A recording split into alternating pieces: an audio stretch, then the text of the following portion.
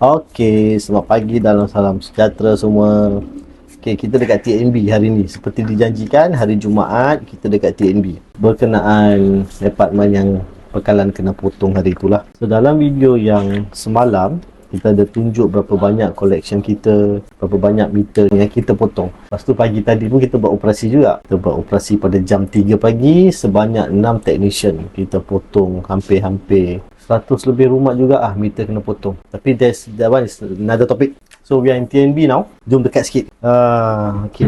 Yang ni adalah bil untuk tenant. Okay, baki terdahulu, cat semasa dengan tunggakan. Kita dah buat collection. You all ada tengok video semalam berapa banyak kan. Okay, kita buka muka sebelah belakang. Ni tadi meeting bersama Encik Amir dengan Encik Myo dekat TNB. LPI 70% akan dikreditkan dalam akaun semula, which is total LPI RM42,709.48. 70% kita dapat balik. Kita akan buat bayaran penuh RM230,703.60.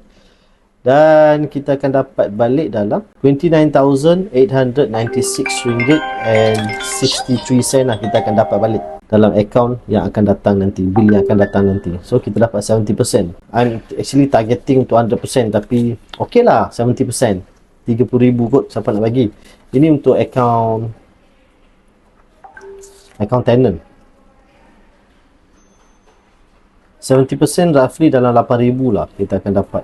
So yang bil lagi satu ni, management account 740,000. Hari tu kita dah buat bayaran RM250 dua video yang lepas. So the final balance actually about 490,000. Okay, 490,000. Actually paper ni terbalik lah. Saya salah stapler. Saya salah tulis.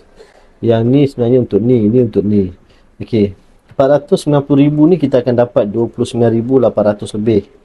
Untuk 230 ni kita akan dapat 12,000. So almost about 42k lah kita dapat. 42k kita dapat save. At the same time, no more hutang TNB lah, selesai. So untuk apartment ni, case TNB consider case close. Tahniah semua, kita akan close another case dekat apartment yang sama, which is SAJ. Kita akan tutup case. Everything will be new after this. Chapter baru, buku baru, mentality baru, tapi pemotongan air tetap akan jalan. See you all.